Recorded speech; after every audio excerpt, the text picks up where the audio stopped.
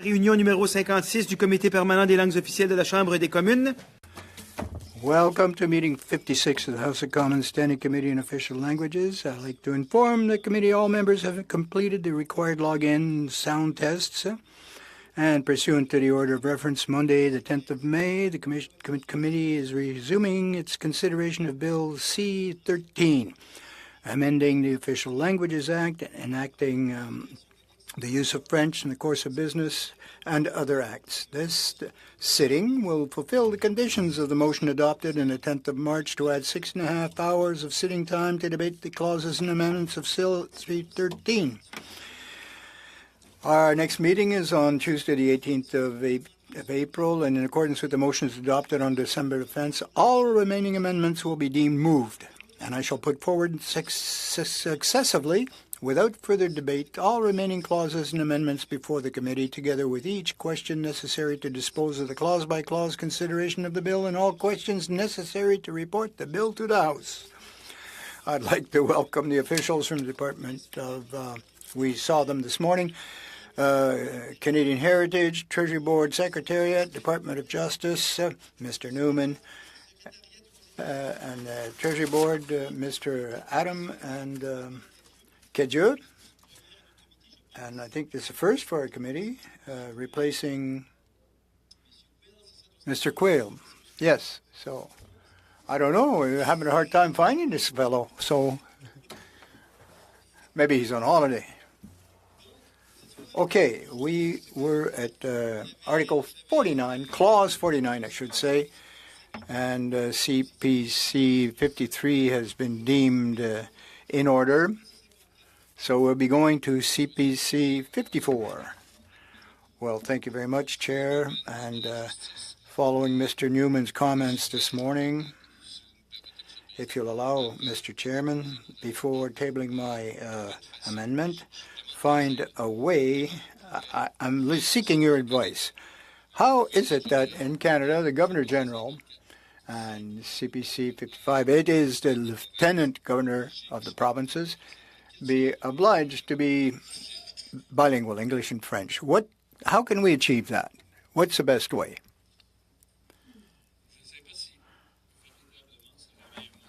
Well, I don't know if it's up to me to advise you how to go about it, but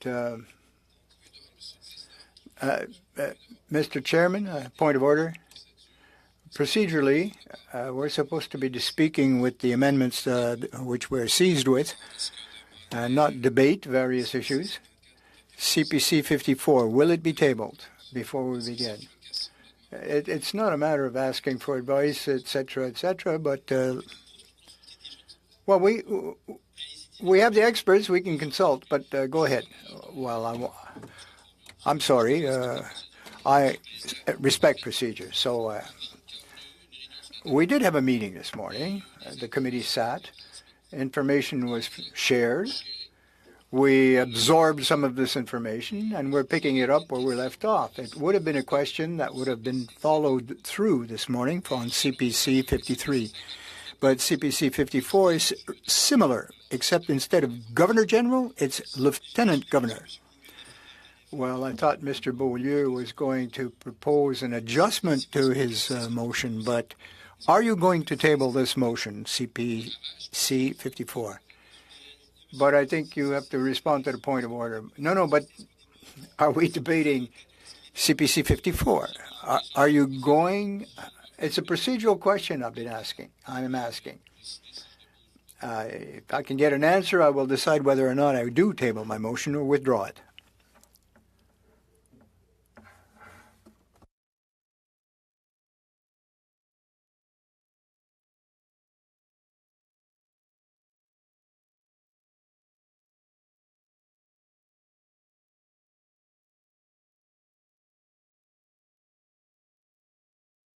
Moi, je vais répondre à M. Serré, mais donc ça va faire ricochet chez... Well, it's going to ricochet for you, Mr. Godin. Listen in on the procedures, if you will.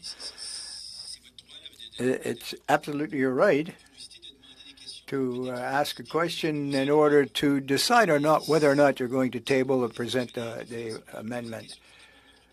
Then we ask questions after it's been tabled. But I come back to Mr. Serré. I have to agree that we're not for debate. We are in for these. Are you going to table it? Are you going to present it? And then we can discuss. Okay. Procedurally speaking, I shouldn't have done what I did do. Well, I understand you before presenting it, you wanted to see if it was worthwhile. That's all. Well, following this morning's discussion. Yeah, but it's exceptional that we should sit twice the same day. So I will present CPC 54, and I hope, Mr. Newman, you've taken note of my question. So, CPC 54, I'd like to present this amendment, which is consistent with what we've been doing all morning for official languages, that Bill C-13 in Clause 49 be amended by adding after line 28 on page 37 the following. 91.1, the Lieutenant Government of New Brunswick or any other person appointed by the Governor and Council who is responsible for representing Her Majesty, His Majesty, in that province, must be able to speak and understand clearly both official languages at the time of their appointment. That is my amendment. And I would like to just argue with my colleagues to convince them to vote for this amendment. It's very important because what I've heard in a previous meeting earlier today, we were told that it was probably the only way. It's an appointment of GIC, and including the Prime Minister, of course. I want to find the tools to make it more effective because most of us may or may not be there for the appointment of the next Governor General or Lieutenant Governor. So I think it's very important to have the tools at hand in order to ensure the linguistic capacity of these.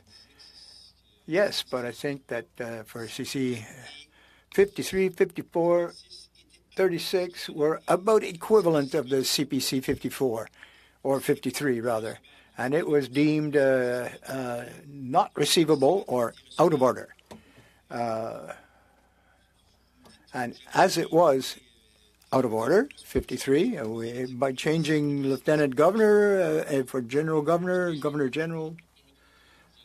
No, let me interrupt if I may. You said it is not identical but very similar to. This is why I'm taking my chances, but I will respect your decision. I will not challenge it. I can't condone it or endorse it, but I will accept it. Well, it's out of order, I'm afraid, and Madam CPC 54, it is in fact out of order. Will the Chair's decision that it is out of order stand? Monsieur Iacono? Pour. Madame Kaya-Baga? Pour. Monsieur Sanson? Pour. Monsieur Godin? Contre. Monsieur Gourde? Monsieur Généreux? Contre. Monsieur Lehoux? Monsieur Beaulieu? Et Madame Ashton? Pour. Donc la décision... Okay, the decision is taken. Ms. Ashton, go ahead. Well, I wanted to make a brief comment, if I could. We've already notified the clerk's office as to admissibility of various amendments. I want to optimize our time here because this has been discussed, and I'd like to share the concerns of Mr. Godin that it's rather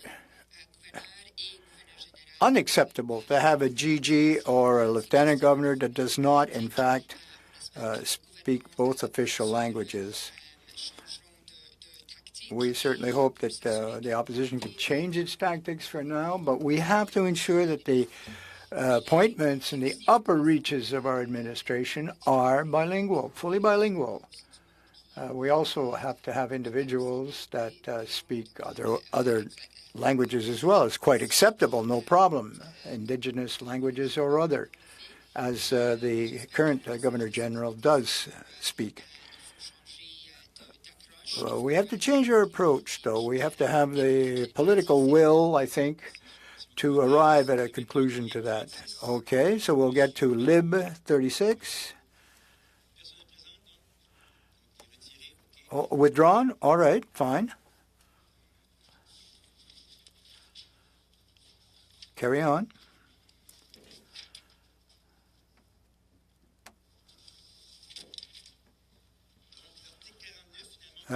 So, Clause 49. Does Clause 49 carry?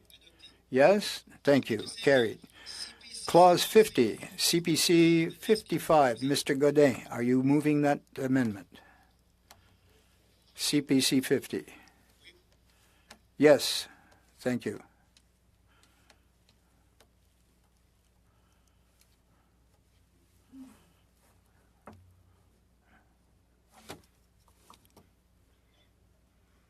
Proceed.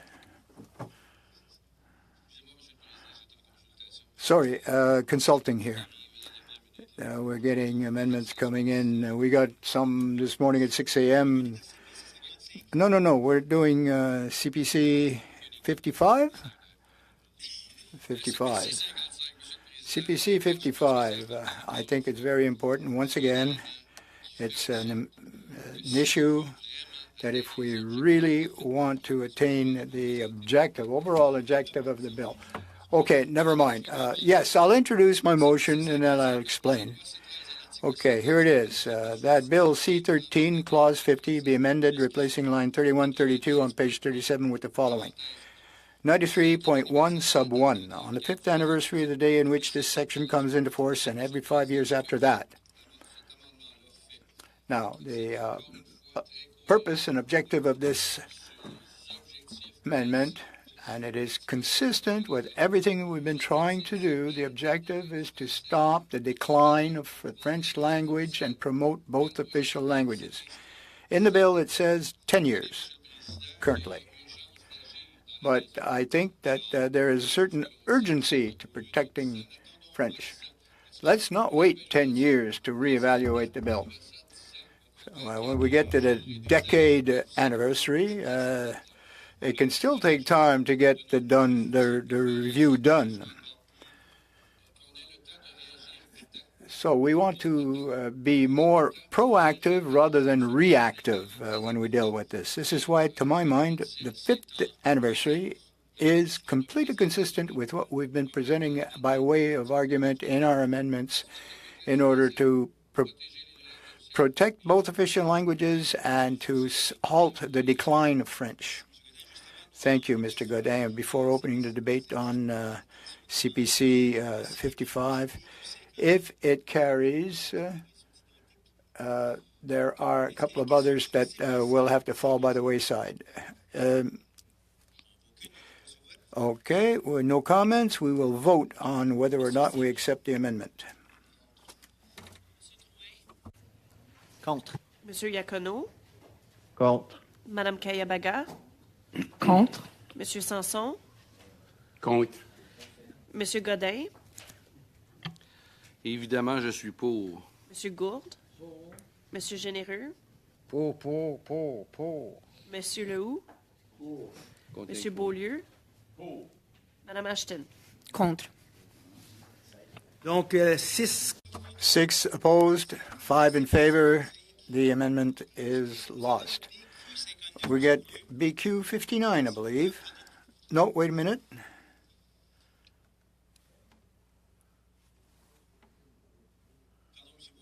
Sorry, Mr. Beaulieu. I said it was identical, but we can't propose the same motion twice, no matter who's sponsoring it. So that's gone.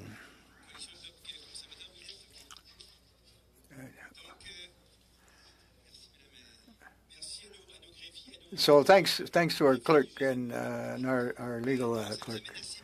CPC 56, I believe. CPC 56. of interest, but I have another one that is even stronger. So I will be withdrawing CPC 56.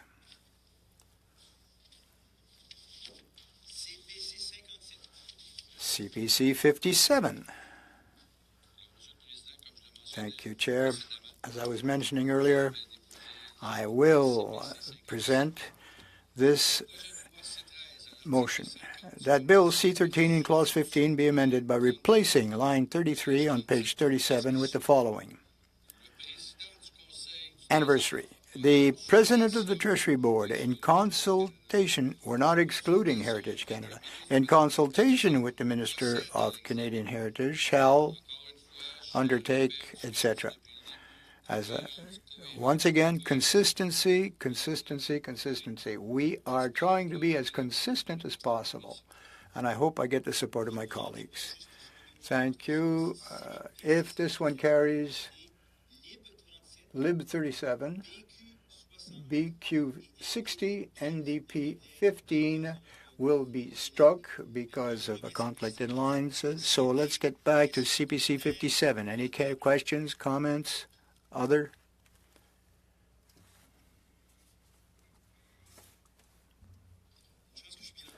It's a good thing I'm well supported because I wanted to add.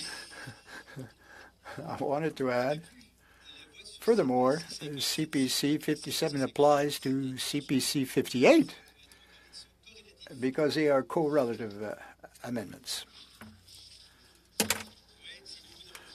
Yeah, a new word in my vocabulary too.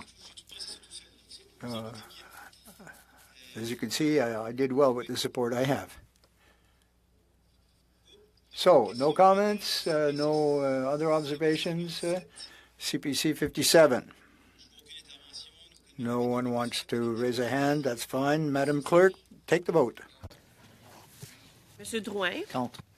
Monsieur Iacono. Contre. Madame Kaya-Baga. Contre. Monsieur Sanson. Contre. Monsieur Godin.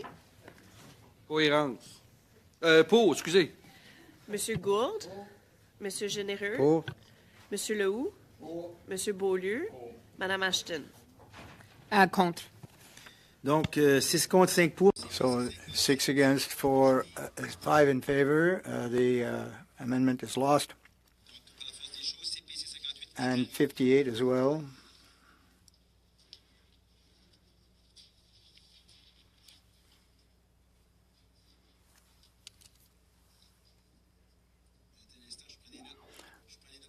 I have to take the notes because there's a lot going on. Lib 37. Mr. Drouin, are you moving it? Yes. If you'll allow me to read it. And the interpreter will catch up in one moment.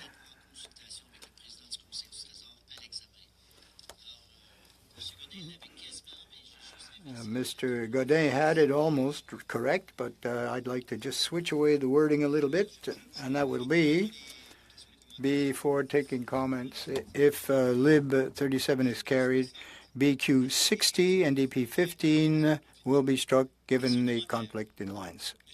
Comments. Mr. Godin. Yes, thank you, Chair. I don't share the opinion that he just switched the wording around a little bit because you're naming, first of all, Canadian heritage, and we've just weakened, by doing so, the President of the Treasury Board. And it's the Treasury Board that is, in fact, the major agent of this bill. We were giving the authority to the Treasury Board. It's the Treasury Board that consults with other departments, not departments that consult and take the decision.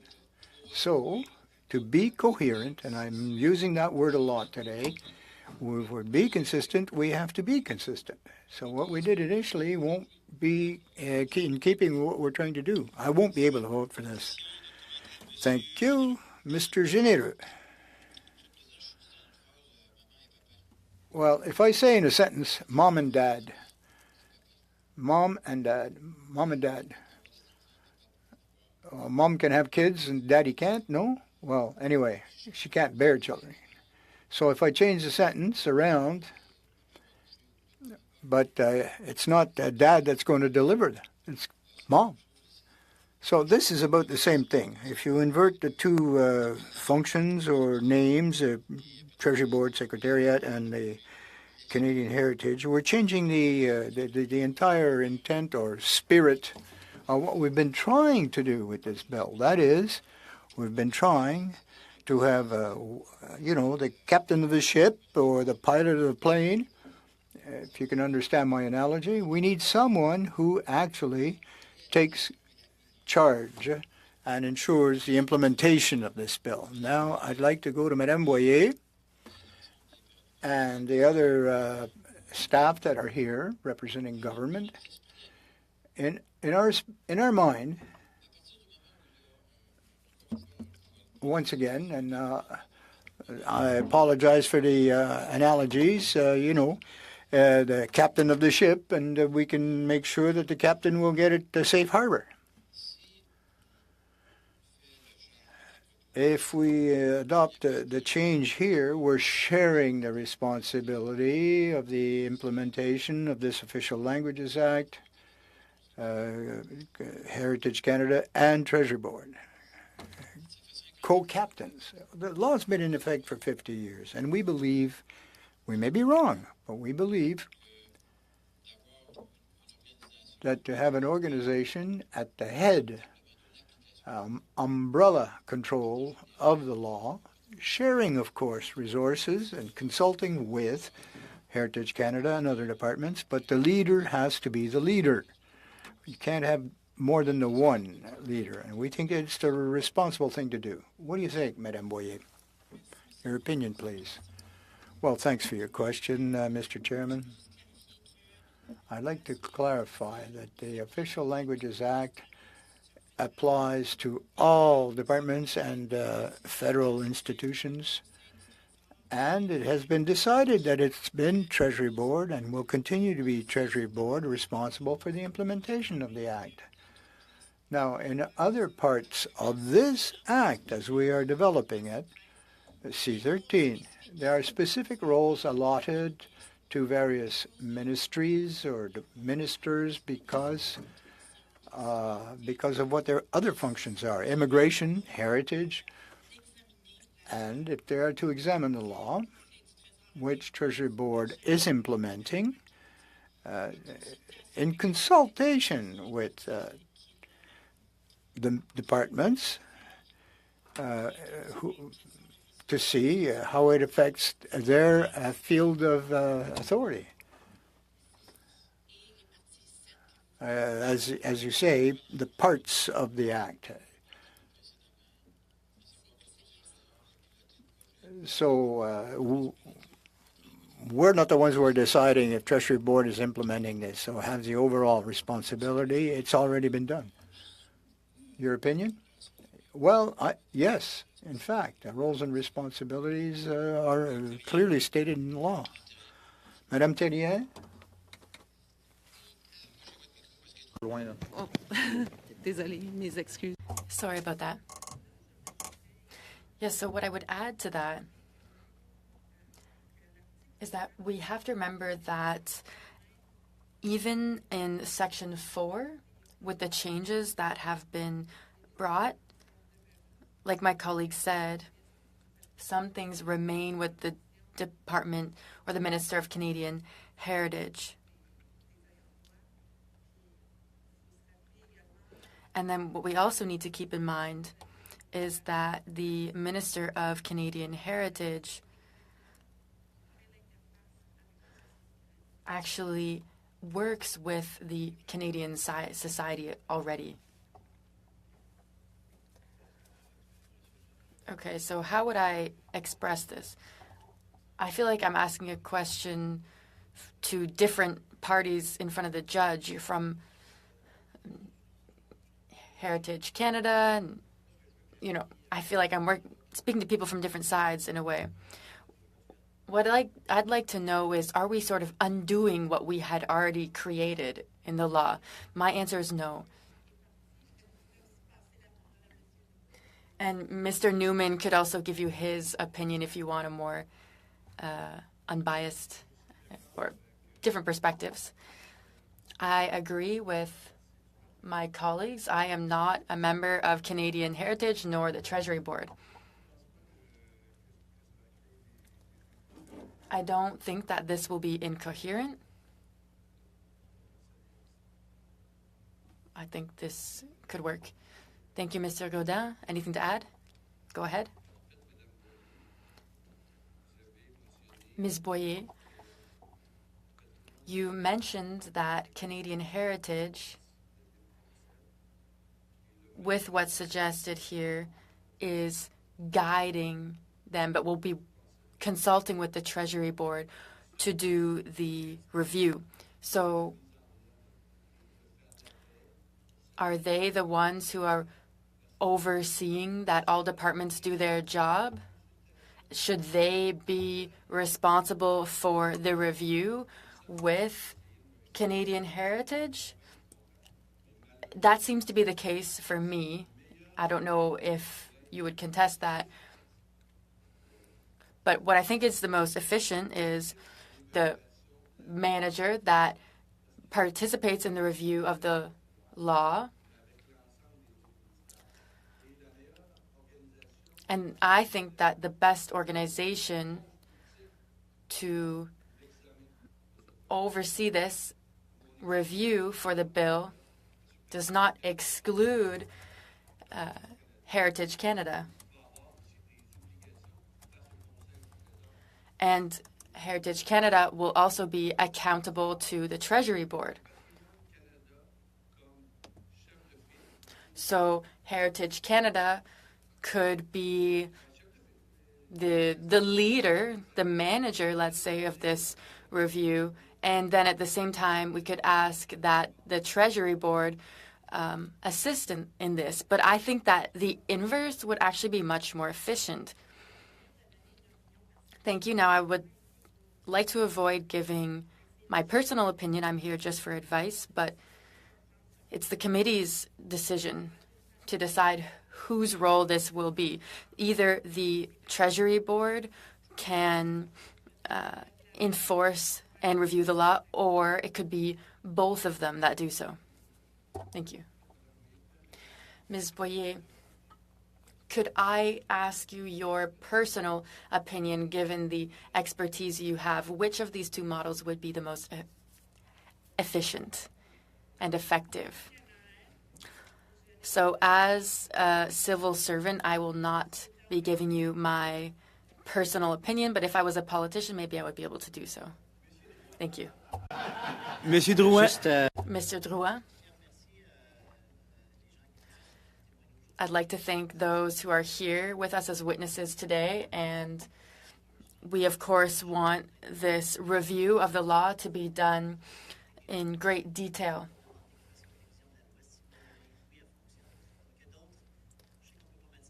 So I know that there are other means to review the law as well, and so I'm satisfied with the present law, and I'm ready to vote. Okay, we call the vote now. Pour.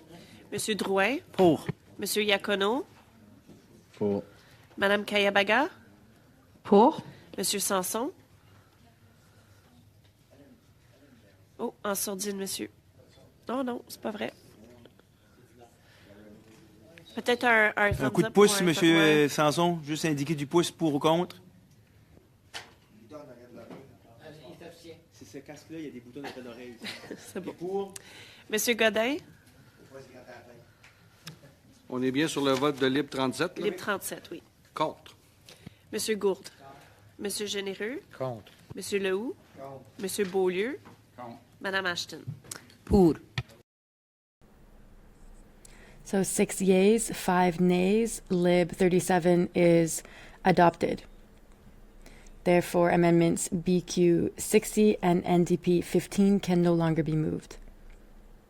I will get rid of them. Lib 38 is withdrawn.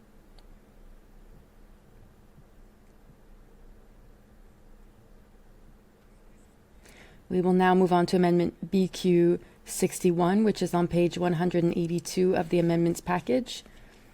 Just a reminder that Amendment Lib 38 was withdrawn from the package. Mr. Beaulieu? Chair, before I move my amendment, I want to say that I have made a change to it. I removed rate of anglicization at the second last line of item B.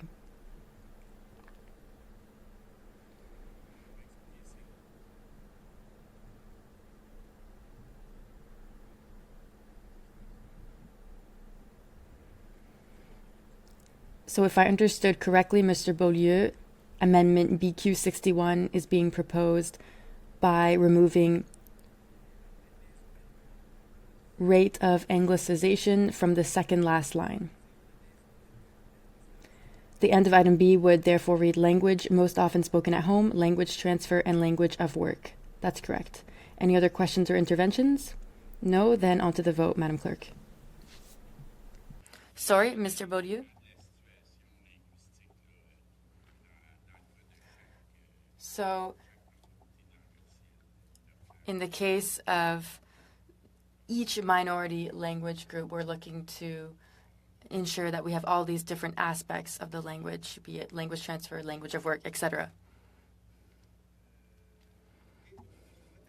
Okay, we'll call the vote. Madam Clerk? Monsieur Serré? Contre. Monsieur Drouin? Contre. Monsieur Iacono? Contre. Madame Kayabaga? Contre. Monsieur Sanson? Contre. Monsieur Godin? Contre. Monsieur Gourde? Monsieur Généreux? Contre. Monsieur Lehoux? Monsieur Beaulieu? Madame Ashton? Contre. Donc 10 contre. So 10 opposed, 1 in favor. Therefore, BQ 61 is defeated. Mr. Serré, for our next amendment. Is it moved? Yes. Thank you, Mr. Chair. So we're on Lib 38.1. Here we're speaking of the review every 10 years. We're trying to clarify things to ensure that we have some indicators and elements that have been specified. So Bill C-13, Clause 50 be amended by adding after line 35 on page 37 the following. 1.1. The review undertaken under subsection 1 shall include a comprehensive analysis over the previous 10 years of the enhancement of the vitality of the English and French linguistic minority communities and of the protection and promotion of the French language in Canada. 1.2. The comprehensive analysis undertaken under subsection 1.1 may include any relevant indicators that are related to sectors that are essential to enhancing the vitality of English and French linguistic minority communities, including the culture, education, from early childhood to post-secondary education, health, justice, employment, and immigration sectors.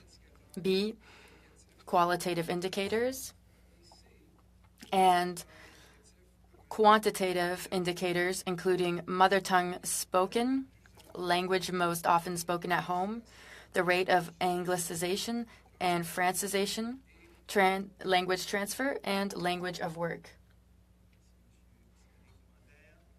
Thank you. Any comments? Mr. Godin? I was just waiting for my colleague to try to convince me of this, but I think it is a good amendment.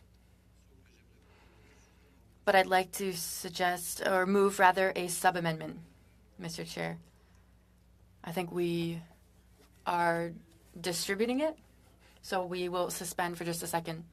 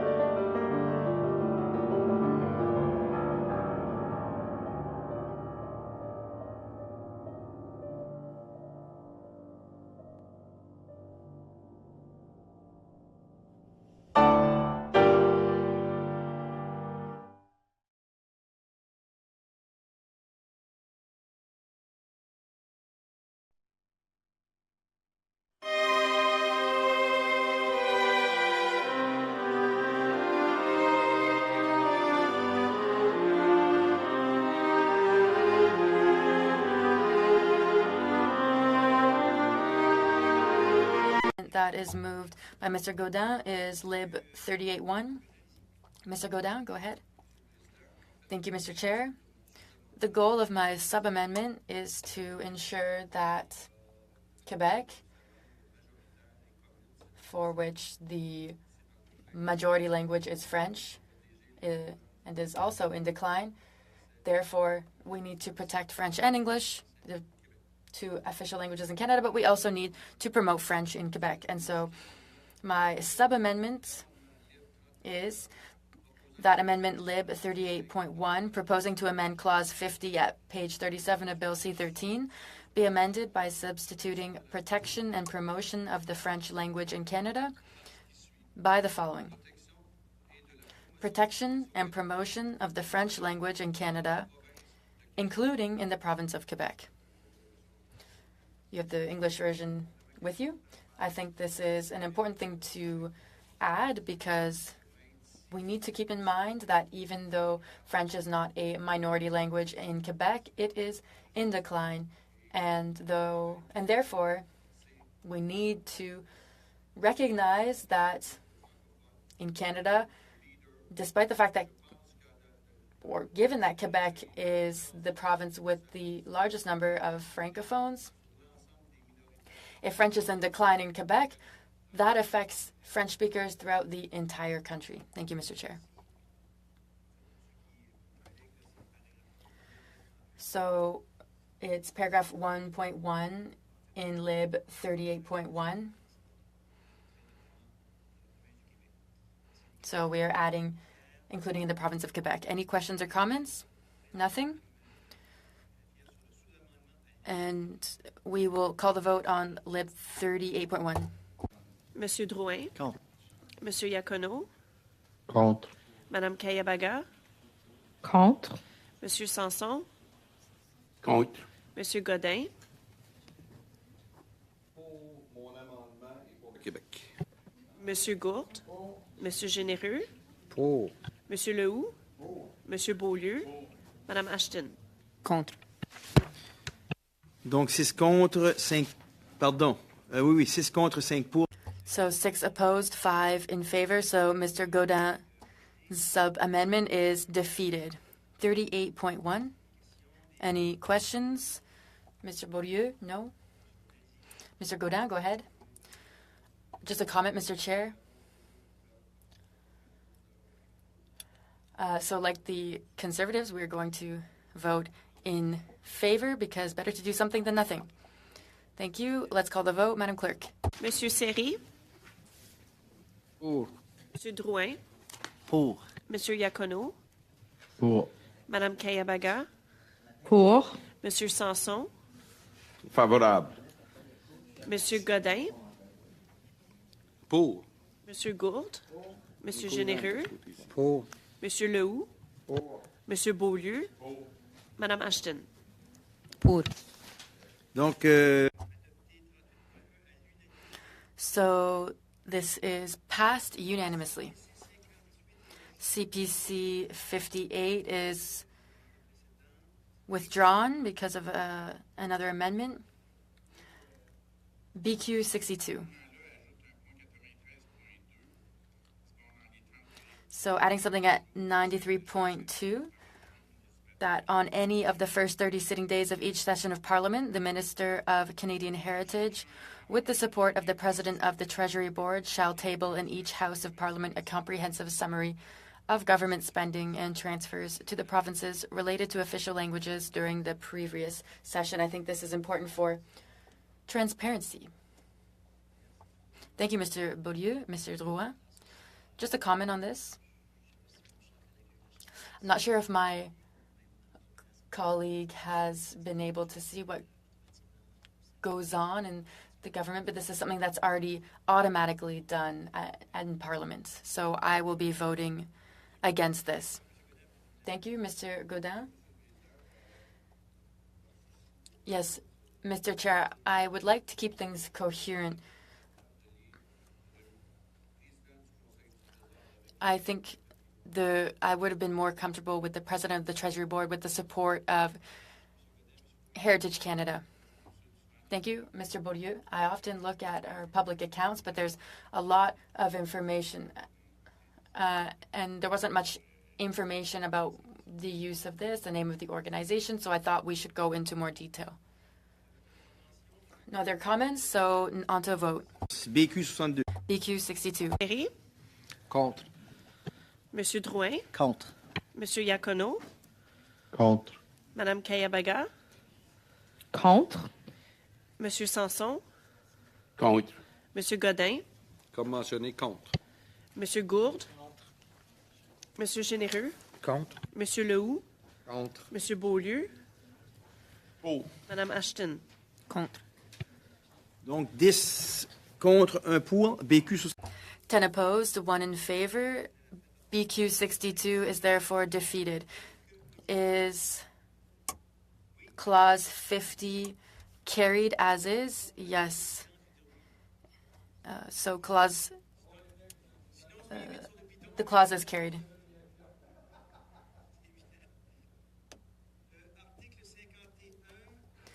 Clause 51, CPC 59. Mr. Godin? We're not on clause 51? Yes, we voted on it already.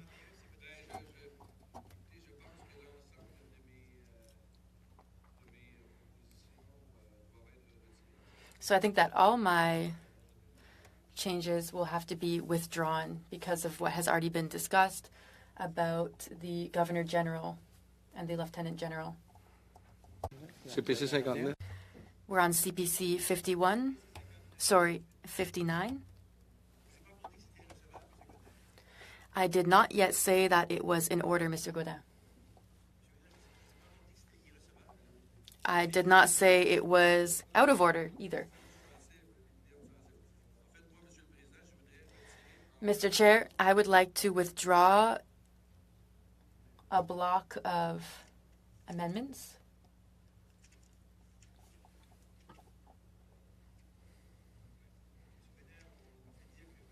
Mr. Godin, I'm being told that CPC 59 can be moved because it's related to CPC 16 on page 36, so there's no issues with CPC 59.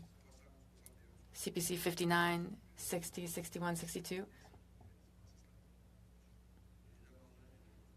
I'm not tabling my amendments. You should have said it earlier. So I'm withdrawing 59, 60, 61. But CPC 16 was passed. We'll suspend for the benefit of you or our members. But you should have told me earlier.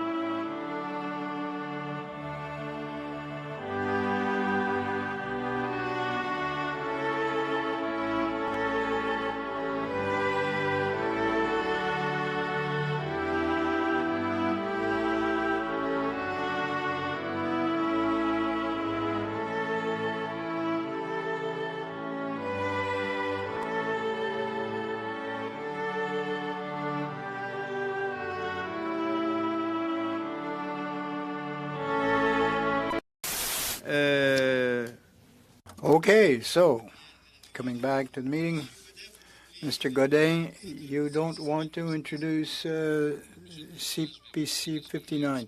I'll repeat what I've just said. I'm requesting the consent or whatever, it's a long day, to withdraw certain, okay, CPC 59, CPC 60, CPC 61, and CPC 62. I'd like to withdraw all four. I'm not going to introduce them. That's fine. You are quite right. Thank you. Well, let's stick with 59 for the time being. You're not moving it, no? That's correct. Well, they're not before us, so we have to go one by one. Mr. Seri, if it's the will of the committee, I'd like to move. I don't know what number we'd be at there, but we'll have to figure it out later.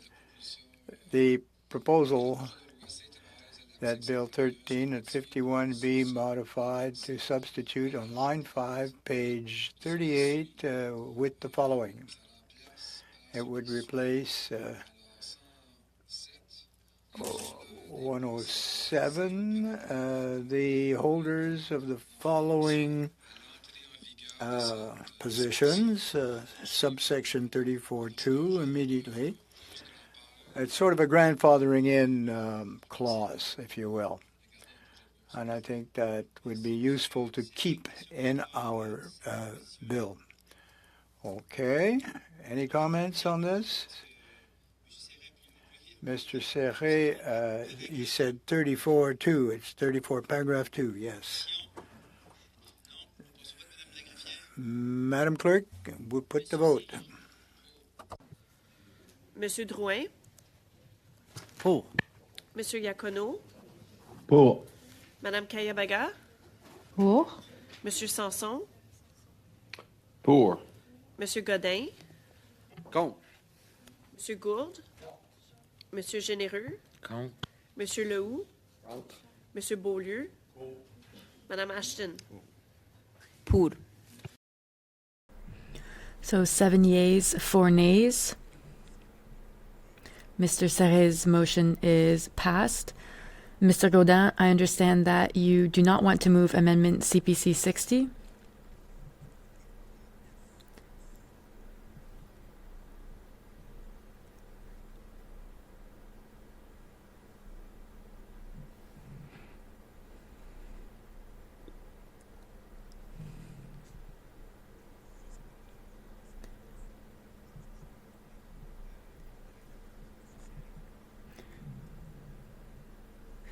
So, in fact, adoption of the amendment that Mr. Serret just moved means that amendments CPC 60, Lib 39, CPC 61, and CPC 62 cannot be moved in any event.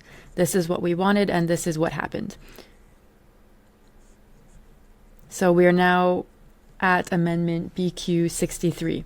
Well, it's a good thing I have the support here, but with the acceptance of the last amendment, CPC 60, Lib 39, CPC 61, and 62 are no longer admissible. Court challenge. No, wait a minute. Now we have to find where we're at. Let me take my notes. First of all, CPC 59, for clause 51. Does clause 51 of the bill carry as amended? Yes, carried. Okay, now we get to 52, clause 52. So that's BQ 63. Yes. And this has to do with the court's challenge.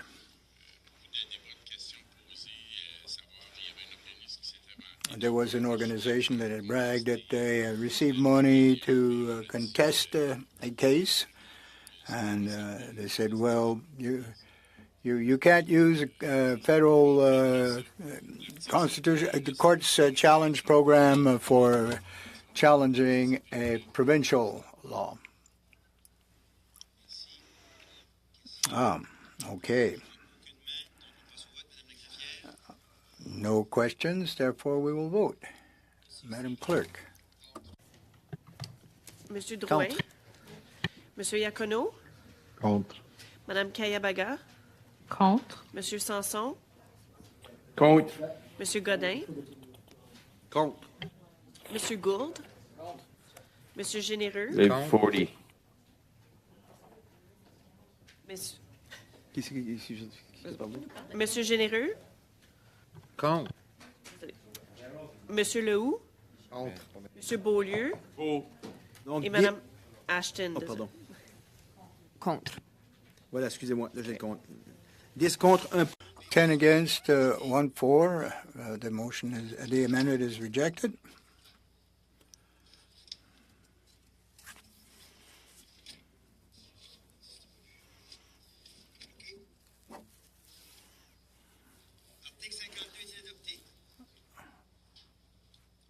Is the clause carried? Is the following clause 53 carried? 54, clause 54, CPC 63.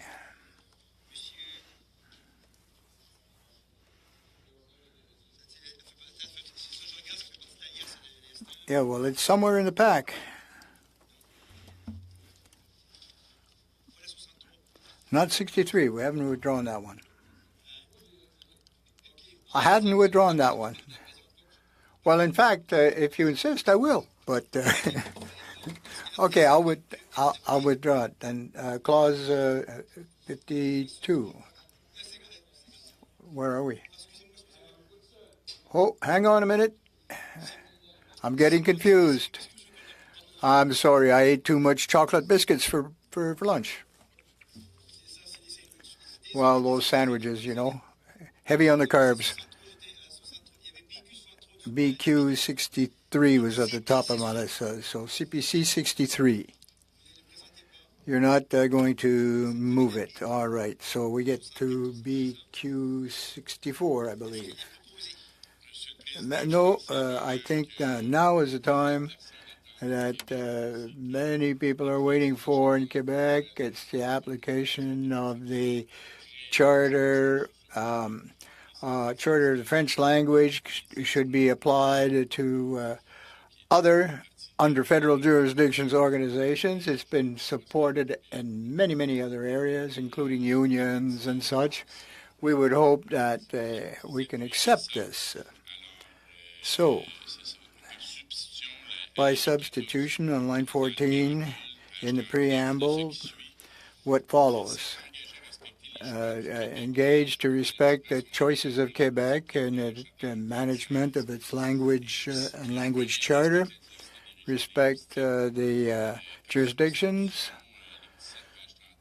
and on page 39, line 17, notably that the charter of the French language in Quebec is the official language in Quebec.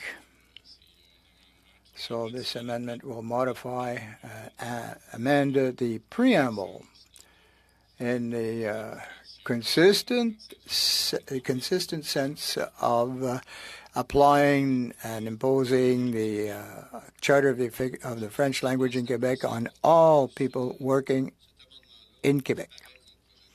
I think it's very important that we have this in this bill. Quebec is unique, specific. It's the only province where the common language is French throughout North America. And it is very, very significant and important to put in measures so that even if you have a federal charter or incorporation, they should be obliged to work in French if they work in Quebec.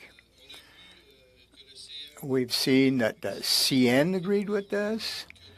We heard that Air Canada accepted this premise, very important as a decision. And I believe that it will be acceptable. When I was talking about the upper hierarchy of the federal government, I think in Quebec we have to work in French, that's all, and have that integrated into this bill. Ms. Ashton. Thank you, Chair. I'd like to recognize, first of all, that this is a very significant issue, and we have been made ourselves very clear often on this issue. And we've been told that recently that there's excellent cooperation between the government of Quebec and the federal government in terms of Bill C-13. We want to maintain this cooperation and goodwill feeling. We want to ensure that there is excellent collaboration between the two orders of government, who have both expressed an interest in maintaining the vitality of the French language. Mr. Sanson, I think you might want to be on mute right now. I'll repeat my last sentence. The NPD has always made it clear that NDP has made it very clear that the collaboration, the working relationship, and cooperation of two orders of government, Quebec and the federal government, both of which are elected by their populations, that it is a noble and worthwhile cause to protect the vitality of the French language in the workplace. So we would very much want to respect this spirit of cooperation and ensure that we will progress and move ahead with this laudable objective and align it with the cooperative efforts, or through the cooperative efforts of the government of Quebec in collaboration with the federal government. Thank you very much, Ms. Ashton. Well, I find that very deceptive. The NDP voted against many of the amendments proposed by Quebec, and all of a sudden, whoop, there we go. And now you're going to sort of get the Sherbrooke Declaration, for example, doesn't seem to fly anymore. Ms. Ashton. Well, let me be clear, please, Mr. Beaulieu. I'm not here to play politics today. No.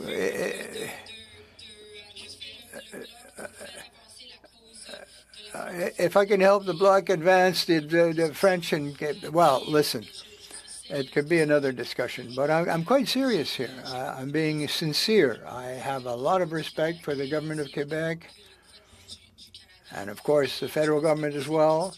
I don't think it's a matter of playing partisan games here. It's a matter of repeating that the two levels of government already cooperate. They are cooperating. They both have the same goal, to protect the vitality and to ensure that French is used in the workplace in Quebec. And this is one means of doing it. If we want to play partisan politics, so be it. But I'm here to clarify what our position is. Thank you. Thank you, Madame Ashton. Any other comments? Seeing none, we will go to the vote. Put the question, Madame Clerk. Contre. Monsieur Drouin. Contre. Monsieur Iacono. Contre. Madame Kayabaga. Contre. Monsieur Sanson. Je m'excuse pour l'interruption tantôt de ma collègue, mais je vote contre sur cet amendement. Monsieur Godin. Pour. Monsieur Gourde. Monsieur Généreux. Pour. Monsieur Lehoux. Monsieur Beaulieu. Madame Ashton. Contre. Donc, 6 contre, 5. 6 opposed to 5-4. The amendment is rejected. Lib 40. Are you presenting it or not? Okay, withdrawn, Lib 40. Moving on. CPC 64 also withdrawn. Okay. BQ 55. BQ, are you going to move 55? Yes.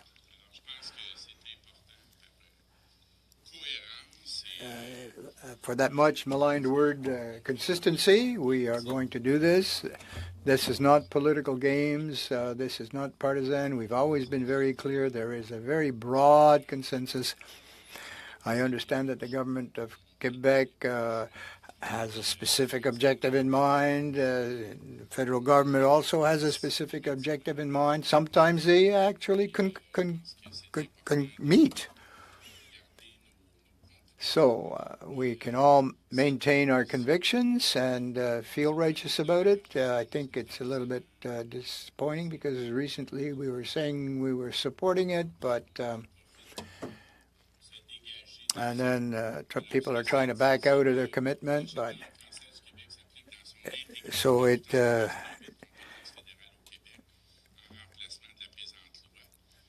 The action of the French language in Quebec was proposed by the government of Quebec, and as the Bloc Québécois, we're going to do everything in our power to maximize the gains we can within this federal linguistic law, which it's the principal organ by which we can protect French in Quebec. So let's keep going and identify the Québécois as a people, as a nation. Let's reinforce that principle and concept.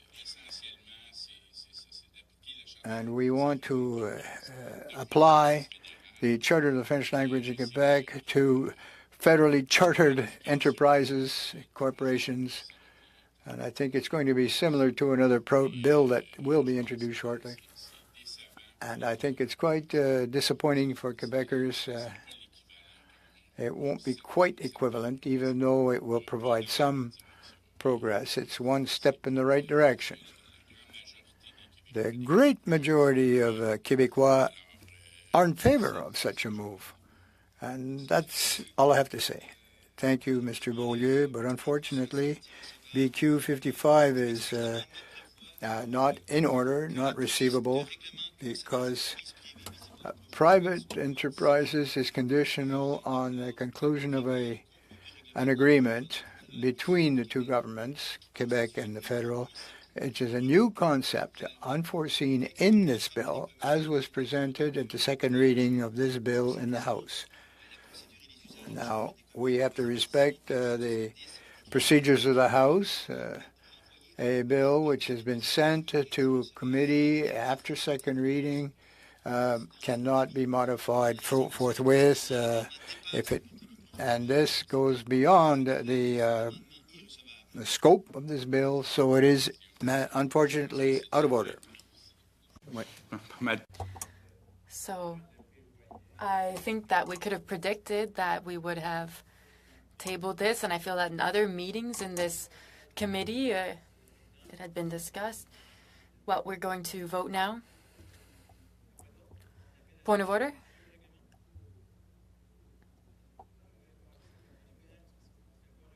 Was it a point of order? No, Mr. Chair. Because when you challenge the chair, the only thing you can do is call a point of order. Thank you for this clarification. And that's what I would expect from the chair and not from my colleagues. On to the vote. Et que la décision du président soit. So will we respect the decision of the chair? Monsieur Drouin. Oui. Monsieur Iacono. Oui. Madame Kayabaga. Oui. Monsieur Sanson. D'accord. Monsieur Godin. Contre. Monsieur Gourde. Monsieur Généreux. Contre. Monsieur Lehoux. Monsieur Beaulieu. Madame Ashton. Pour. Donc, la décision de la présidence est maintenue. Donc, BQ. So we will uphold the decision of the chair, and BQ 65 is defeated. I have a new amendment to table. So should I read it? Or I'm taking the same amendment as the Bloc Québécois, but removing subsection 3. So I think what would be fastest is that we're taking, as you're saying, BQ 65, and we're simply removing subsection 3. Is that correct? Yes.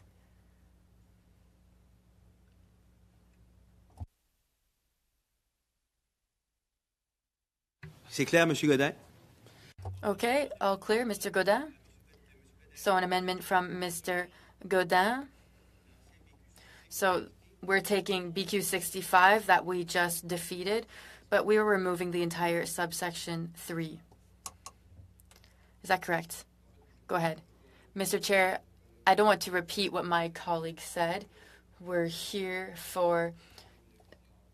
to defend this small Francophone population in North America. That's all I wanted to add. Questions and comments? Online, in the room? Okay, on to the vote. Monsieur Seri? Contre. Monsieur Drouin? Contre. Monsieur Iacono? Contre. Madame Kayabaga? Contre. Monsieur Sanson? Contre. Monsieur Godin? Pour. Monsieur Gourde? Monsieur Généreux? Pour. Monsieur Lehoux? Pour. Monsieur Beaulieu? Pour. Madame Ashton? Contre. Donc, 6 contre, 5 pour. Amendement de M. Godin. 6 opposed, 5 in favor, and so Mr. Godin's amendment is defeated. Back to our document. We're on BQ 65.1. Will it be moved? Mr. Beaulieu?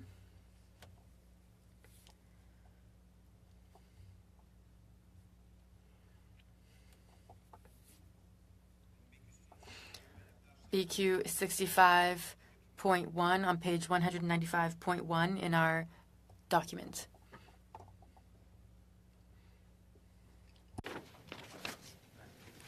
Je ne le présente pas.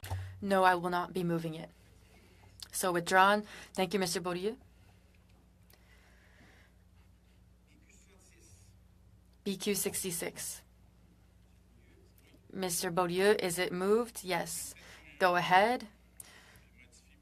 So 7.1, federally regulated private businesses must communicate in French with consumers in Quebec and provide them services in French. Questions? Comments? Mr. Godin? Mr. Chair, I understand my colleague's concept with this, but I prefer to protect the interests of consumers rather than companies, and therefore I will need to vote against this amendment. Any other comments? If not, then on to the vote. Monsieur Seri? Contre. Monsieur Drouin? Monsieur Iacono? Contre. Madame Kayabaga? Contre. Monsieur Sanson? Contre. Monsieur Godin? Contre. Monsieur Gourde? Monsieur Généreux? Contre. Monsieur Lehoux? Contre. Monsieur Beaulieu?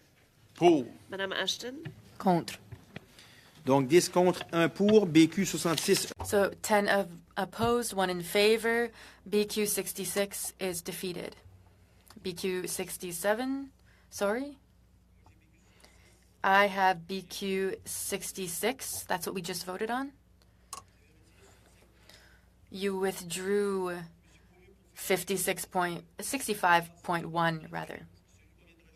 So reference number of what was just withdrawn was BQ 66. 11696492 was the reference number. Next withdrawn. We're on to BQ 68 now. Lib 40.1. 40.1. Mr. Sahay? Will it be moved? Yes, thank you, Mr. Chair. A brief introduction for this amendment for 40.1. So we're speaking of how this law applies to federally regulated private businesses and their ability to promote the use of French in federally regulated companies in Quebec and in regions with a large Francophone population. So I'm very proud to be moving the first of a series of amendments that aims to incorporate some additional specifications on the use of French in communications with employees and in the way in which we're using French as a language of work. So this is aligned with the vision of the governments, with the federal government. And instead of doing this through regulations, the government has decided to clarify these obligations in the law. So to be more specific, these amendments will add new provisions and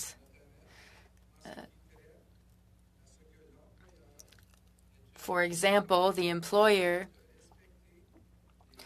will now have laid out what they need to do in order to respect employees' right to work and be supervised. Mr. Chair, excuse me. Shouldn't he present his amendment first? He said that he would like to present it, and now he's explaining the content. Did you read it, though? No, but I asked him if he'd like to move it. He said yes, and now he's explaining it in his own way. From the beginning, we've been reading it first. Well, this is his way of going about it, so I don't want to criticize it. Sorry, I didn't understand what was said. But in any case, I will continue. So I'm going to start again. These amendments would add new provisions. For example, the employer will specify what the employer needs to do in order to respect employees' right to work and be supervised in French, and will ensure generally the use of French in these companies. So the right of employees to receive any form of communication and any type of document in French, as well as publishing job offers and the criteria that states that employees do need to speak French. And this ensures that employees do not receive unfavorable treatment because of their use of the French language.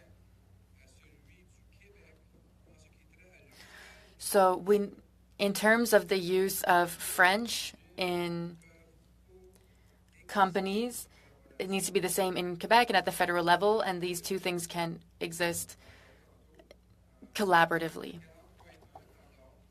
So we're at 40.1. The aim, most especially, is to strengthen one's right to speak in French through giving employees the right to receive in French employment forms, documents, inaudible, collective agreements, and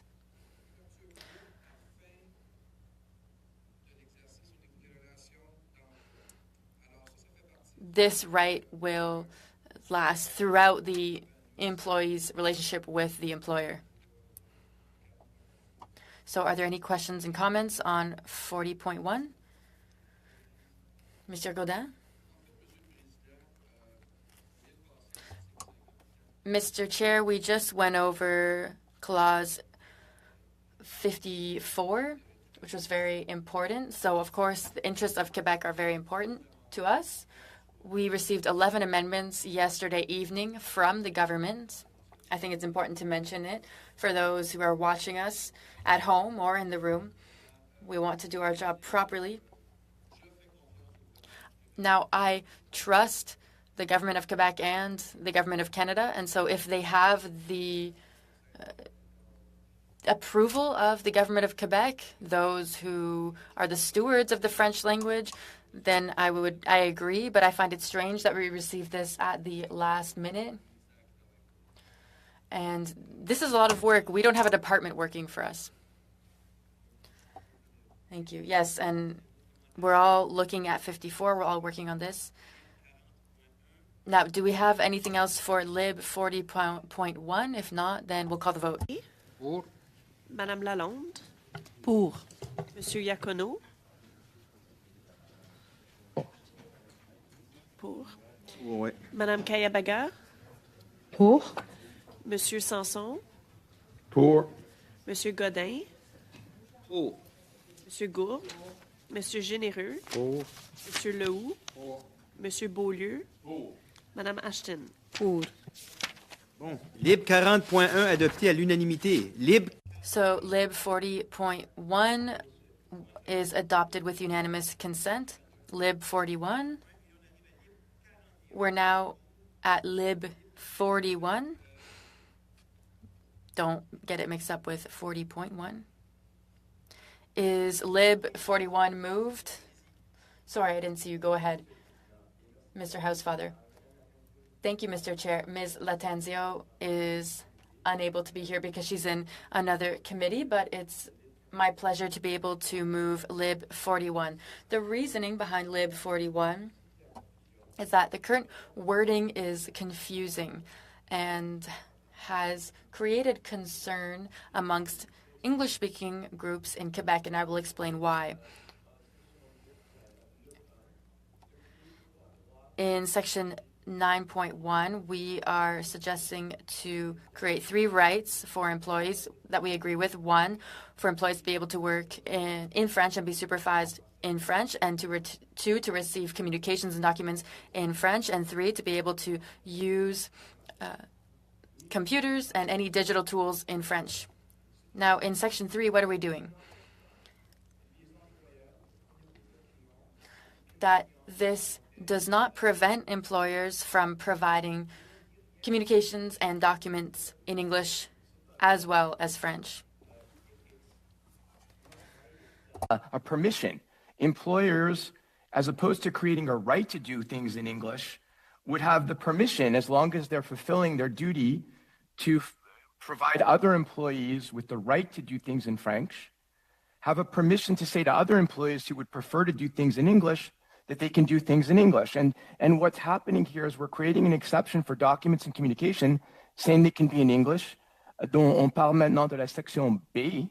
So now we are speaking of Section B, but we're not saying anything about Section A or C. So if I'm an English-speaking employee in Quebec and I prefer to have my equipment, my digital tools at work in English, and my employer says that French-speaking employees want to have things in French, well, they can have it in French, but I can also have it in English.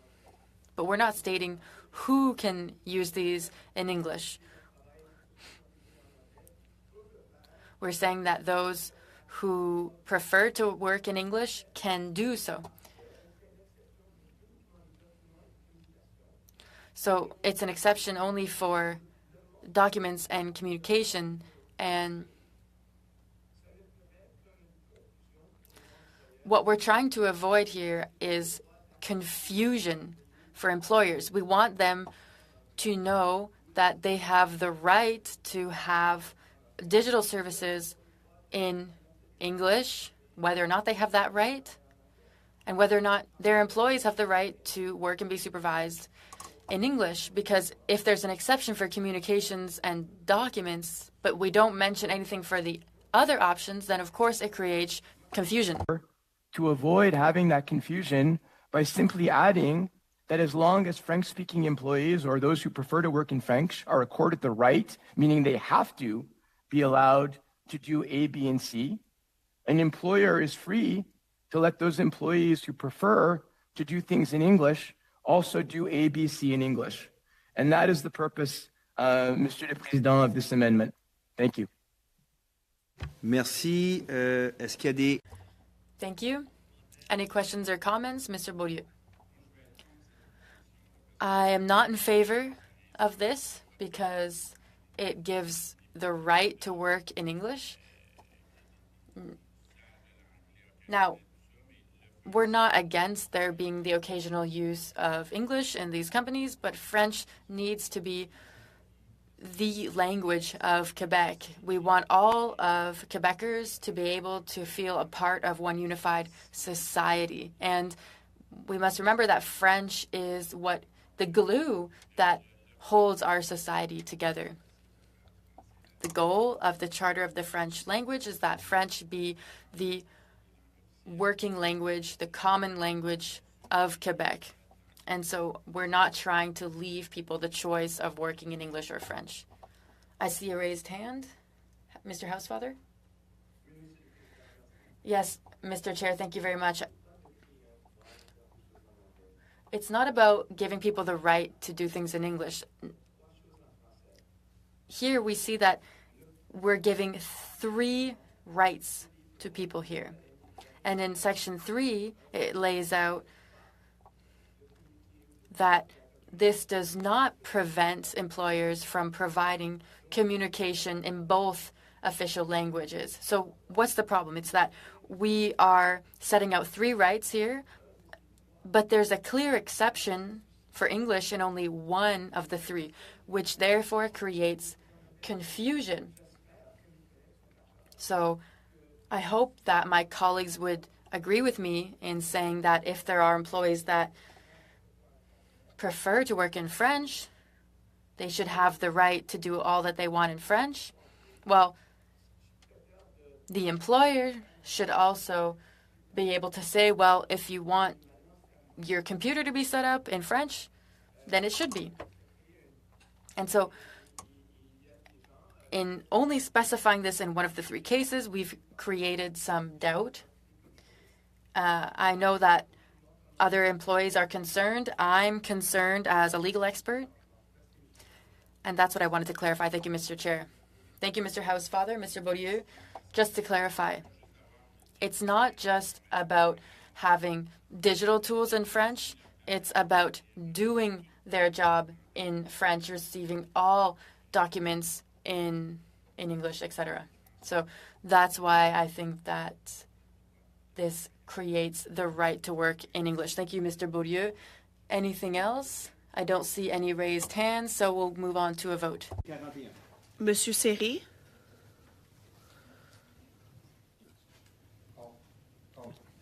Madame Lalonde? Contre. Monsieur Iacono? Contre. Madame Kayabaga? Contre. Monsieur Housefather? Pour. Monsieur Godin? Contre. Monsieur Gourde? Monsieur Généreux? Contre. Monsieur Lehoux? Contre. Monsieur Beaulieu? Madame Ashton? Contre. Donc, 10 contre 1. 10 against, 1 rejected. 10 nays, 1 yay. BQ, oh, just a moment, please. I was asked if we could take a little health break. Is it what it's called now, a health break? For 5 minutes. Okay, 5 minutes for a little health break.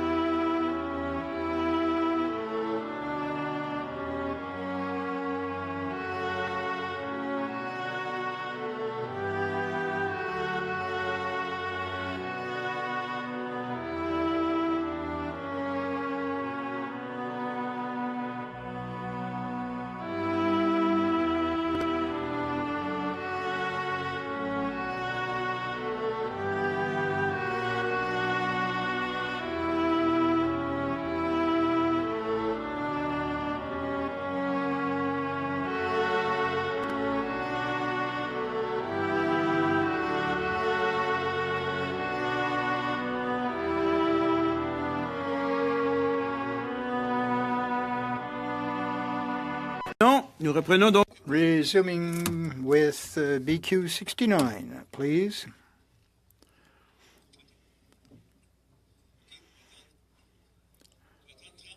Oh, well, okay, here comes Mr. representing BQ.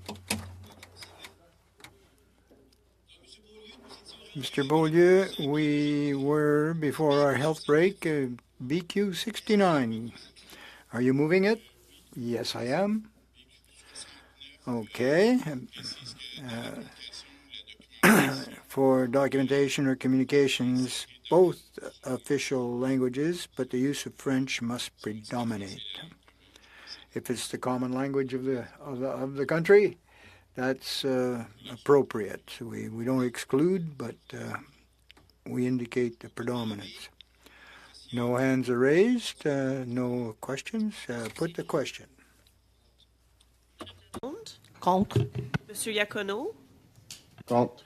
Madame Kayabaga, Contre. Monsieur Sanson. Oh, il n'est pas là. Il est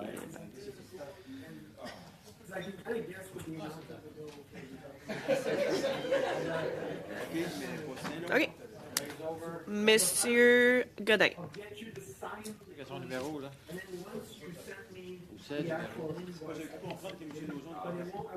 Mais Monsieur Lauzon n'est pas là. Ah, il arrive. Monsieur Sanson, vous êtes là? Mr. Sampson, Mr. Sanson, Mr. Sanson, Monsieur Sanson, paging Mr. Sanson. Yes, I'm here. How's it going?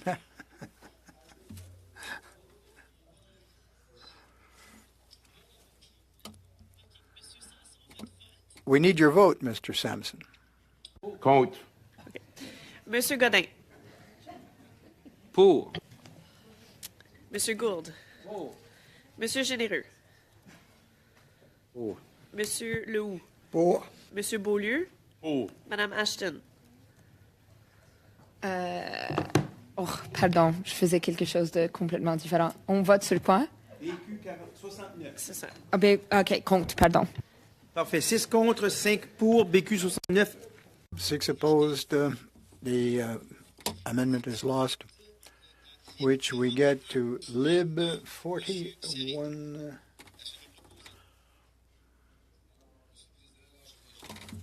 41.1, and this is simply to reinforce the regulations by specifying that certain documents of the business or enterprise should be available in French. The publication of any position for advancement, for example, for arbitration awards or decisions, and a new article, 9.2, which would establish a right for unions to receive their communications and documents in French, as is the case with the provincial law in Quebec. So this is 40.1. Go ahead, Mr. Généreux. I understood that these amendments, Lib 40.1 up to 45, more or less. It's a whole series. It's the 40 point something are all amendments that are a result of a collaboration between the government of Quebec and the federal government, so that there would be some concordance between the Quebec law and this bill. So could we voted earlier on the first one, the first of the series, if you will, and everyone was in agreement. So if we all can agree, without having to go through each of those resolutions, amendments, proposed amendments, it's very technical, really. I haven't had the opportunity to absorb all of those, and we have to trust the officials that worked either on behalf of Quebec or the federal government. Their opinion converged, and they want some kind of harmonization. I don't want to either lengthen or shorten a discussion, but I think we should take it on trust. Well, I have to, unfortunately, because they don't exist unless they've been proposed. We all have it before us in written format. So let's, we could accelerate the debate if that's what you want, but it's one way that we are allowed to do it. But I thank you for your comment. But 41.1.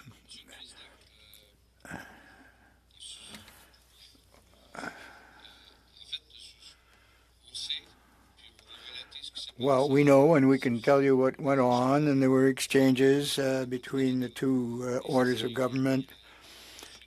It was resolved only yesterday, 41.1, for example, and the others with the point something. And I'd like to share that the opposition also worked diligently to put pressure on the Canadian government to oblige it to reflect a little bit about the actual situation on the ground in Quebec. It's my opinion, but I'm only, as I was saying, expressing my belief in the good faith of the federal government to protect French in Quebec. Well, it seems to be a consensus here. But when we get into those that series, Mr. Généreux, I won't call for a voice vote. I'll just say unanimous or not. Would that be acceptable? So, Lib 41.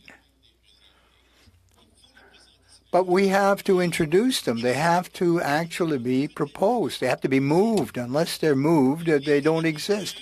So 41.1, proposed by Mr. Serré. Do we have unanimous consent? Yes? Okay, carried. BQ 70. Are you moving it, Mr. Beaulieu? Well, I'll have to find it.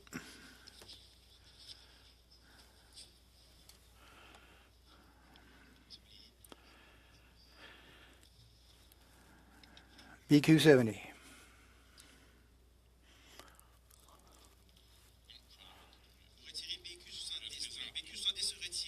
Okay, withdrawn.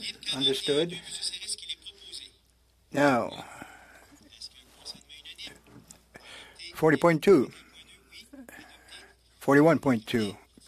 Unanimous? Yes? Good. Carried. BQ 71. Are you moving that? Withdrawn. Thank you. Lib 42. Yes, I move it. Mr. Housefather, go ahead. Lib 42 creates an exception where we have to recognize certain criteria for the process of franchisation. And what we have added here is that the workplace is considered a headquarter or has a research center, whereas the relations that they have with authorities or other institutions outside of Quebec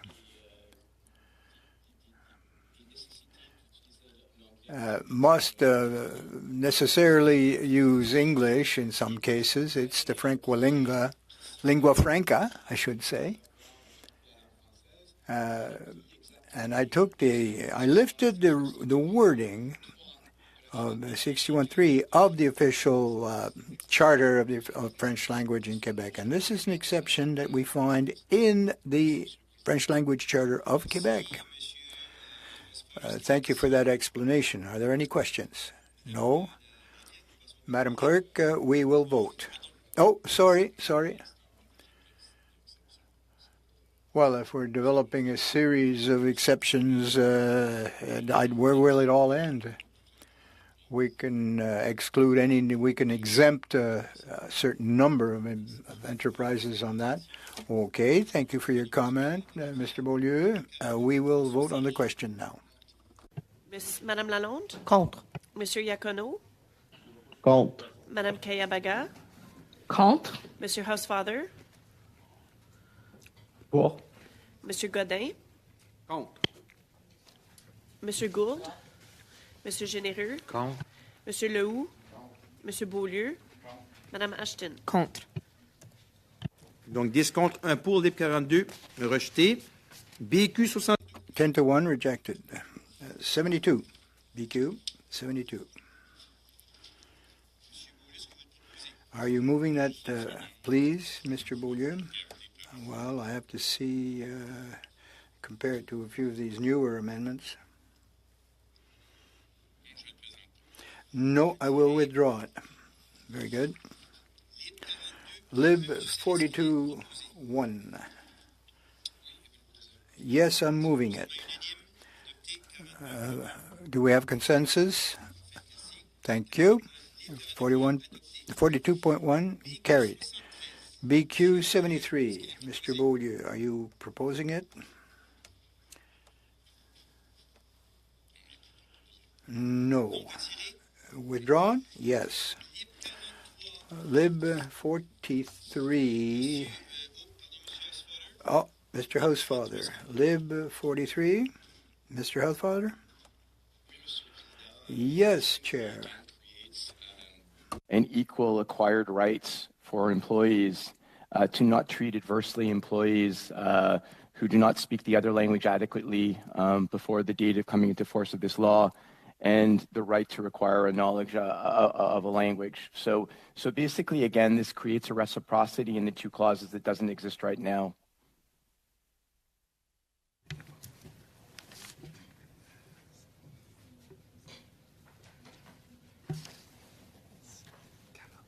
And Mr. Chair, again, the goal here is for businesses to have the flexibility to determine what they need in terms of a job skill. So we've made very clear what is required in order for a business to say they need to know French or English as a job skill. And again, I think that this is an important addition, and again, not dissimilar to the existing regime in Quebec. Thank you. Merci. Question? Thank you. Questions, comments? 43, j'en vois aucun, donc on passe au vote, Madame la greffière. Monsieur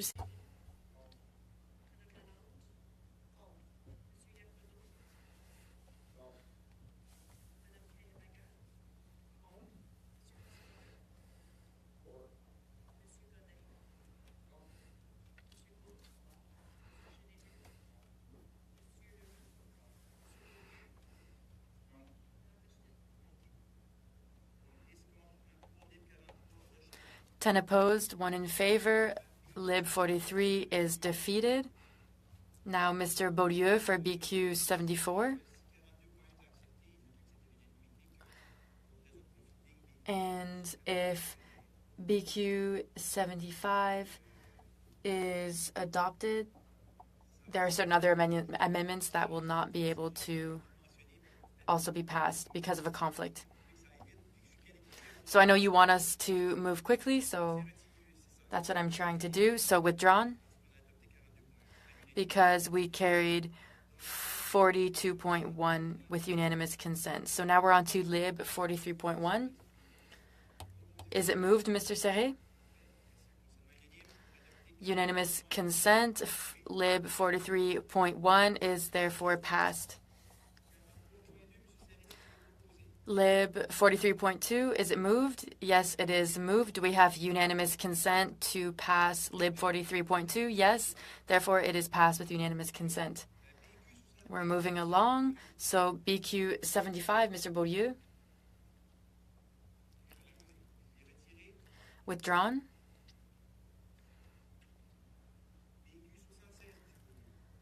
BQ 76, Mr. Beaulieu. Just a second, please.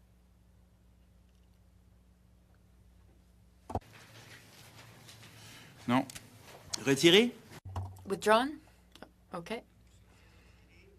BQ 76 is withdrawn. This brings us to BQ 77. Mr. Beaulieu, is it moved?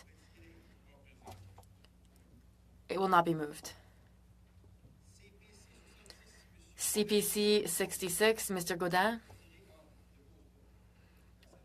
I won't be moving it.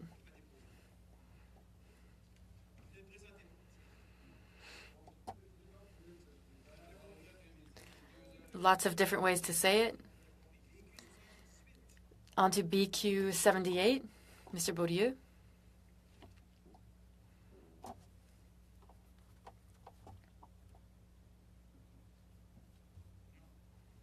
No, I will not be moving it. So it's withdrawn. BQ 79, Mr. Beaulieu. I won't be moving it. CPC 67, Mr. Gaudin.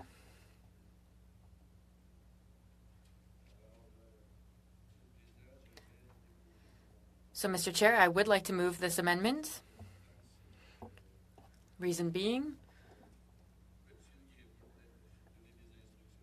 I see that the clerk may be giving some instructions to the chair, but to ensure things are coherent, I decided to table this amendment on the 5th anniversary of the day on which this section comes into force. So let me read it out. Section 42.1 on the 5th anniversary of the day on which this section comes into force and every 5 years after that. So the goal is to put an end to the decline of French, coherent with what I had said earlier. Thank you, Mr. Chair. What I would like to underline is that BQ 80 cannot be passed if CPC 67 is passed because they would be identical. Any questions or comments? Voting now, then. Madam Clerk. Monsieur Serré, Contre. Madame Lalonde, Contre. Monsieur Iacono, Monsieur Iacono. Contre. Monsieur Iacono, contre. Contre. Madame Kayabaga, Contre. Monsieur Sanson. C'est M. Lauzon. Je pense que je remplace M. Oui, Sanson c'est à à cause ce que M. point-ci. Sanson est encore là. Fait que... Ah, M. Sanson est encore là? Oui. OK. Mais je peux, vient de débarquer, je vais voter contre. C'est correct. Je vais faire le changement un instant. Mais c'était convenu comme ça. Non, c'était. Je comprends, puis vous avez raison. Mais c'était convenu que, à l'heure où on se parle, c'était M. Lauzon qui remplaçait M. Oui, à partir de ce moment-là. Donc, Monsieur Lauzon. Contre. Monsieur Godin. Je suis pour, M. Monsieur Gould. Monsieur Généreux. Oh. Monsieur Lehoux. Oh. Monsieur Beaulieu. Oh. Madame Ashton. Contre. Donc, 6 contre, 5 pour, CPC 66. 6 opposed, 5 in favor. CPC 67 is defeated. And then BQ 80 was identical, so it's withdrawn. Is clause 54 carried as modified? Yes. It's carried. Now clause 55 for BQ 81, it's withdrawn, okay?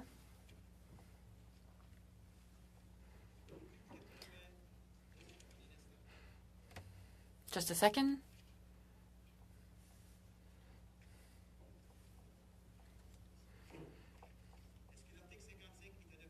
Is clause 55 carried? Yes. BQ 82 for clause 56. Is it moved, Mr. Beaulieu?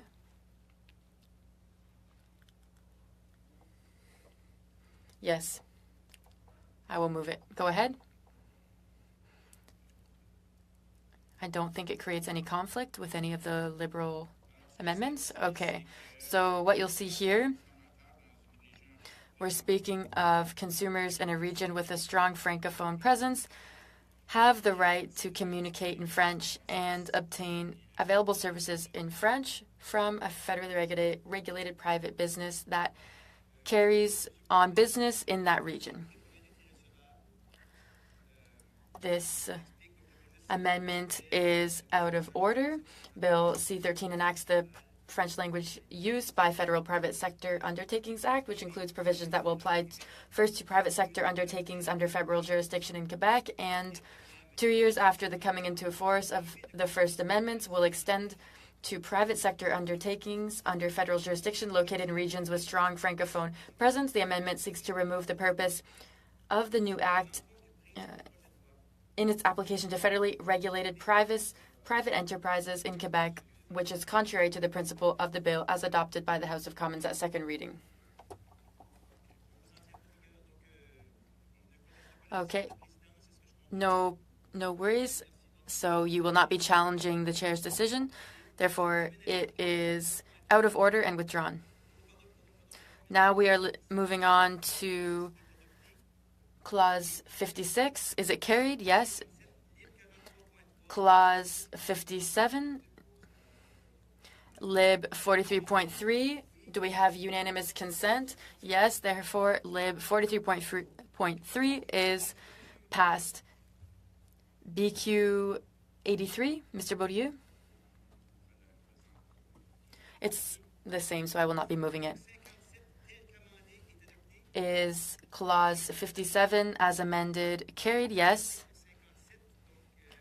New Clause 57. So Lib 43.4.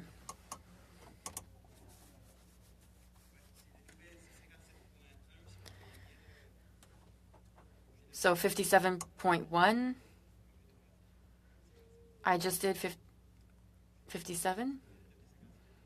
We just adopted, or passed rather, 57 with unanimous consent. Now I'm in the new Clause 57.1. So Lib 43.4 is moved by Mr. Serret. Yes, I will move it. Unanimous consent? Perfect. Lib 43.4 is passed.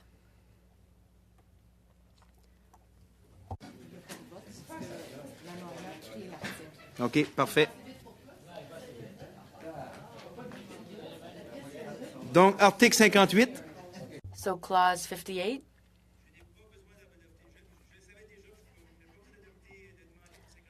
I knew I didn't have to ask the question for Clause 57. We're on to the new Clause 57. I knew that.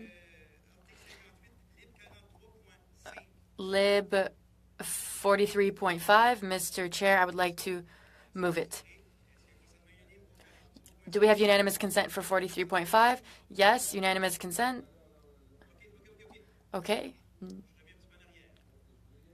We will go back a little bit.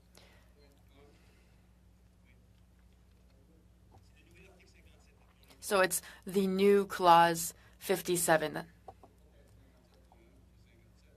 57.1. Yes. So I'm going to go by what the chair says. Mr. Chair, Lib 43.4. I have...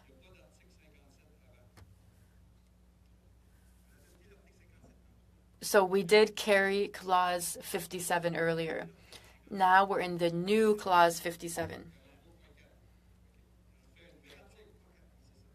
43.4 rather. So what came before this was passed with unanimous consent. Okay, now I do understand, Mr. Chair. You did ask me to go quickly.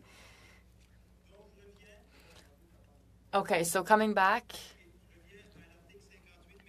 to Clause 58, we're at Lib 43.5. That was just moved by Mr. Serret.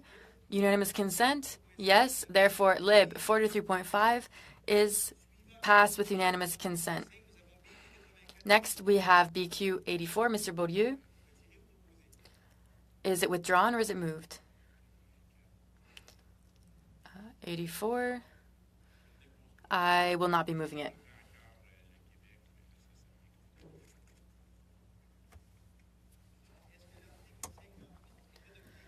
Is Clause 58 carried as modified?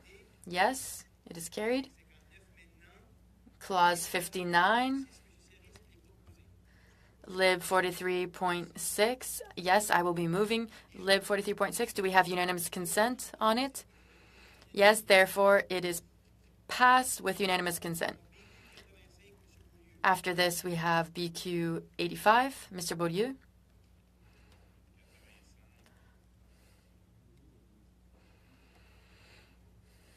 I will not be moving it. It's essentially the same thing as before. Is Clause 59 carried as modified, as amended, rather? It is carried. Is Clause 60 carried? Yes. Is Clause 61, will Clause 61 carry? Yes, it carries. Clause 62, BQ 86. Withdrawn. CPC 68. Mr. Godin. Mr. Chair, I tabled this amendment on the suggestion of a colleague from BC that Bill C-13 in Clause 62 be amended by replacing lines 33 to 35 on page 59 with the following. The Governor and Council shall take into account the following factors, as well as any factors that the Governor and Council considers appropriate. B, by replacing line 2 on page 60 with the following.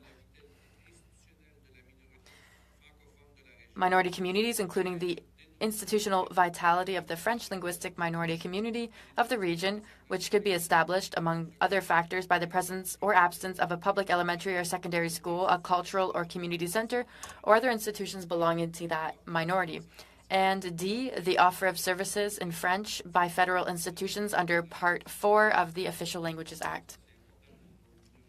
I think that this is important for French-speaking minority communities outside of Quebec, and we know the extent to which Francophone organizations in Quebec have had to fight very hard to protect their language. So I think that this would support them.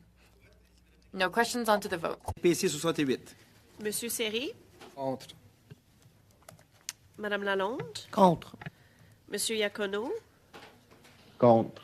Madame Kayabaga, Contre. Monsieur Lauzon, Contre. Monsieur Godin, Pour. Monsieur Gourde, Monsieur Généreux, Pour. Monsieur Lehoux, Monsieur Beaulieu,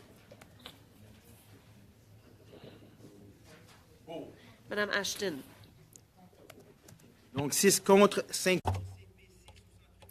6 opposed, 5 in favor. It's therefore defeated.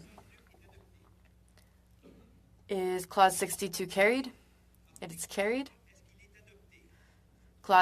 Will Clause 63 carry? Carried. Will Clause 64 carry? Yes. Will Clause 65 carry? Carried. Will Clause 66 carry? Carried. Will Clause 67 carry? Carried. Will Clause 68 carry? Carried. Will Clause 69 carry? Carried. That brings us now to Clause 70 with BQ 87. Mr. Beaulieu. Withdrawn.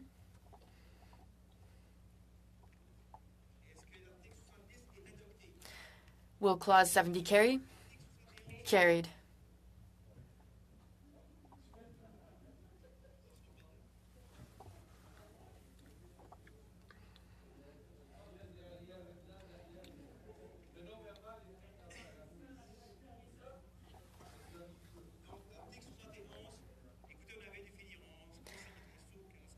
Clause 61, let's try to stay focused. NDP 16. Ms. Ashton, go ahead. On est à NPD 16 avec Mme Ashton. We are on NDP 16 with Ms. Ashton. Yes, so I would like to move this amendment.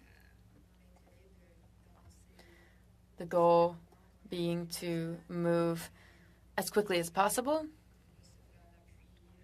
I hope that I will receive the support of members of the committee.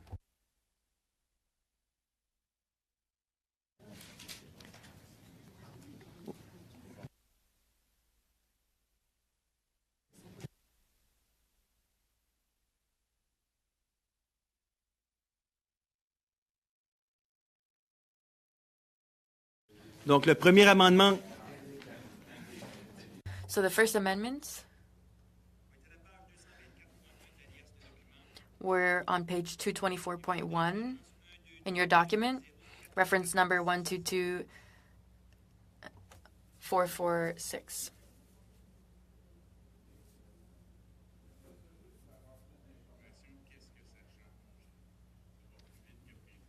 So what I'm wondering is, what does this change? On peut leur demander parce qu'on voit juste. ça va, Mme Ashton? Ms. Ashton?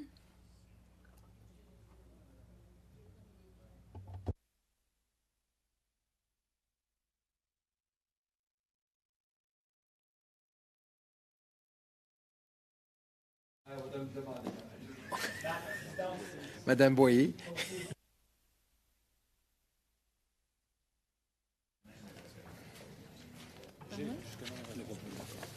Alors, Monsieur le Président, est-ce que vous pourriez... Mr. Chair, I'd like to ask for my colleague to repeat the question. So I'll let Ms. Ashton finish, and then we will see if we need your support. Oui, juste une seconde. Just 1 second, please.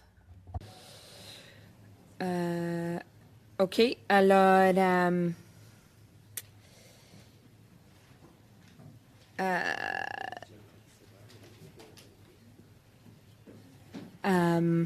ouais. Alors, ça fait comme ça. So this gives the opportunity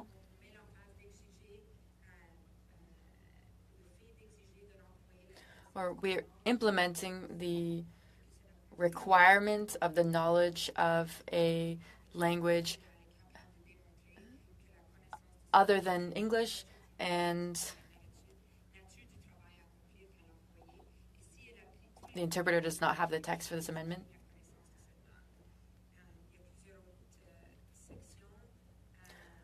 So there are several sections to this amendment.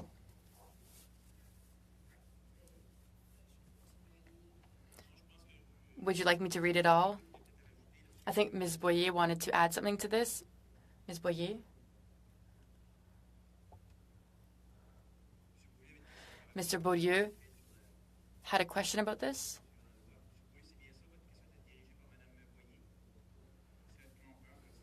So I'm just trying to understand.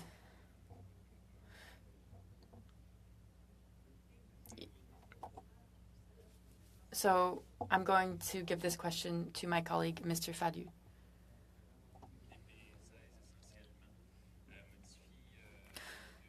So NDP 16 gives a new right to the government and essentially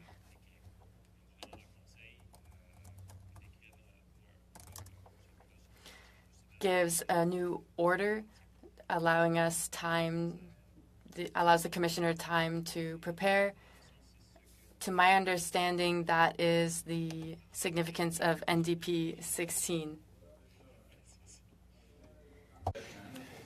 Moi, je comprends, M. Beaulieu. Oui, mais ce que je voudrais peut-être dire, c'est que, vous m'avez demandé d'aller rapidement. C'est ce que... Yes, Mr. Beaulieu, you did ask me to move quickly. Rentre directement dans la lignée de NPD 13. It's NDP 13, which we've adopted, so you can refer to that. NDP 13, which has been carried.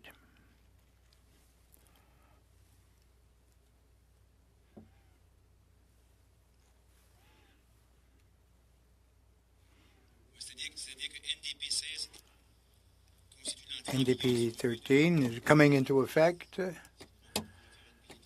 If you take a look at NDP 13, you will see it coming into effect.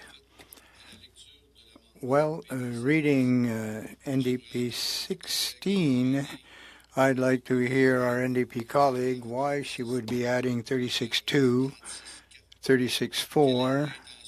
What's the intention behind that?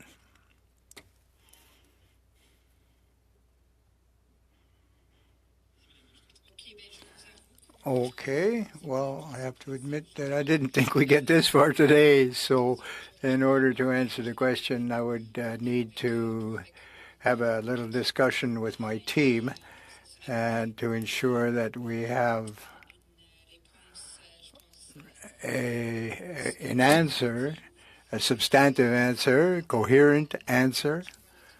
And I see that the time is escaping us. We have 17 minutes left. I'm afraid that is my answer. Would you like a small, a little scrum, a little timeout?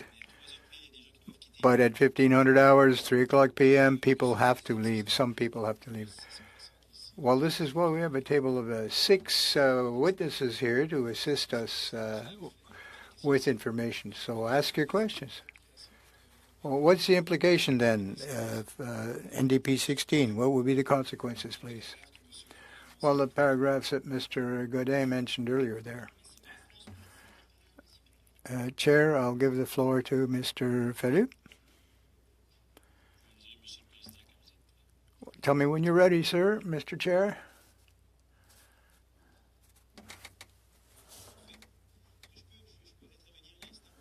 Might I intervene for a moment or two? You're instinctively cautious with my answers. So if you take a look at NDP 13 of your package,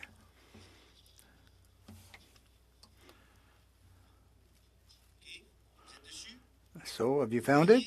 Okay, you see there's paragraph 3.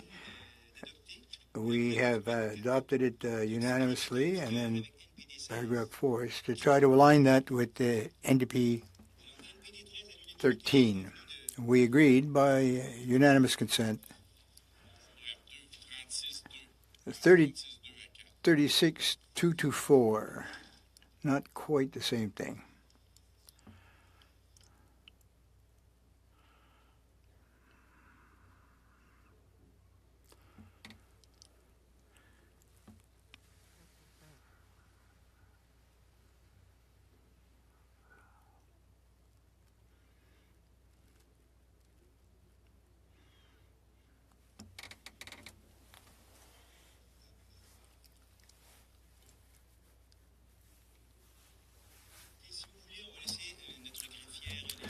Well, let's let our clerk and our legal clerk, legislative clerk, but paragraph 2 and 3 have been adopted. So now NDP 13 and 16 should concur, but let's go ahead, please. If you take NDP 13, you can see it twice, in the A and the B. In the A, it comes into effect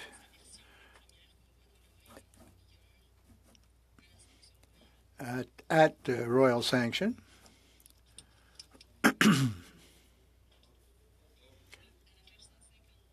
Page 153, of which bundle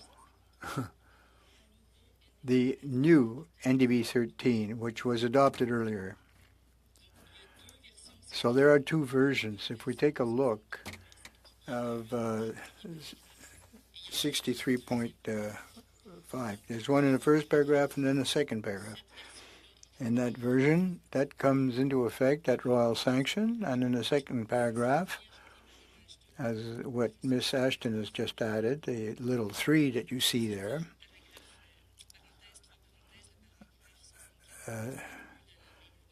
of the same law is replaced by what follows.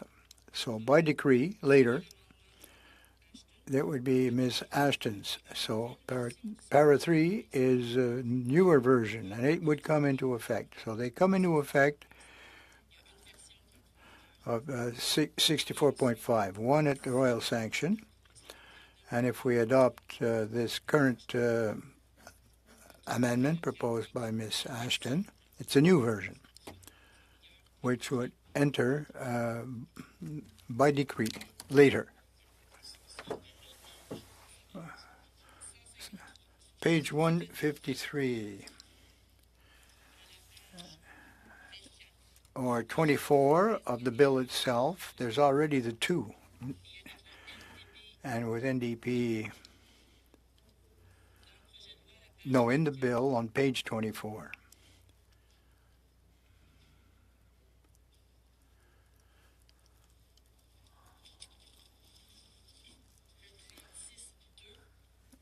$36.2,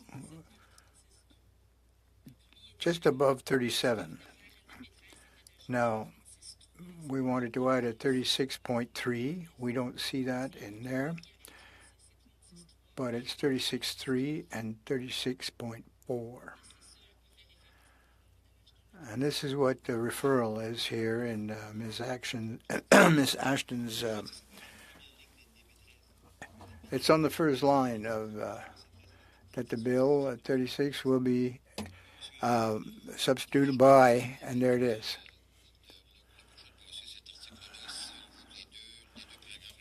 If we want the two paragraphs, of course, to be operational in law, we have to adopt one or the other.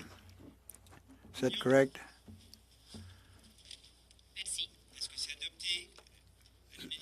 So, does that carry unanimously? One abstention? Oh, I'm sorry. Go ahead, Mr. Godin. I thought you were talking to your colleague there.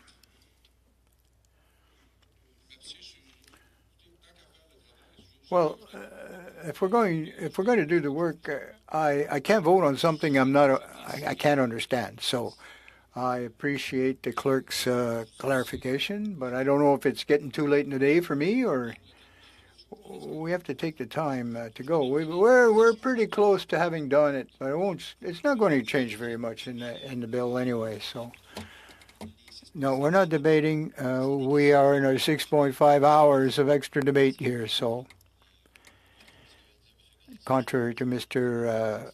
Godin said, that it's significant. It does change things. The two articles that were changed, and we did accept unanimously, in order to implement this, we have to adopt this one so that there's no contradiction in the legislation. So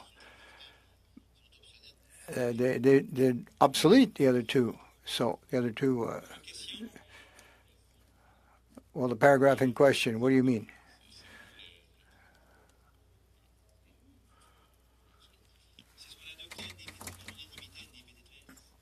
NDP 13.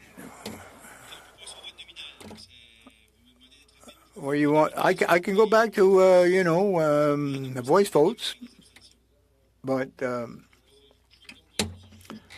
well, I cannot vote either for or against. I mean, it doesn't matter. The Liberals will take it anyway. So, okay, NDP 16, Lib 44. Mr. Serré, are you moving it? Withdrawn. Okay. No, withdrawn. BQ 88. No, I will not present this amendment. Lib 45. This will allow the implementation of businesses under federal jurisdiction. It's already in effect in Quebec, so I would like to present that one. Lib 45. Questions? Vote? No, unanimously? Okay, very good, very good. Moving along. Thank you. 71, Clause 71, as amended, yes. The short title, yes. And the bill as amended, does it carry? Yes. Does the committee authorize the chair to present the bill in the House as amended? What did I miss? A short title? Yes. Now the title of the bill, is it carried? Yes. The bill as amended, is it adopted? Yes? That's where we're at there right now. So, the bill as amended. Short title, long title, done. Now, would you direct the chair to present the bill as amended to the House? Yes. And the printing of the bill for the use of the House at the report stage? Yes. Well, I think we should congratulate ourselves. We have completed our task.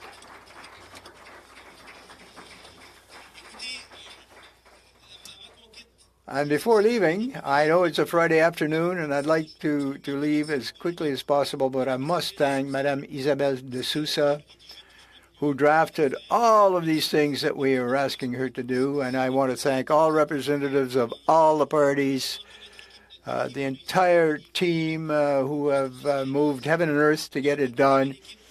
So, fantastic team, the broader term, the whole family. And, of course, the stars of the show, they've been sitting in front of us there for weeks. And I want to thank you all, all the officials, for their advice. Thanks for being very vigilant with us and your patience. 1,000 thank yous to one and all. Thank you. The job is done. Thank you, Mr. Chairman.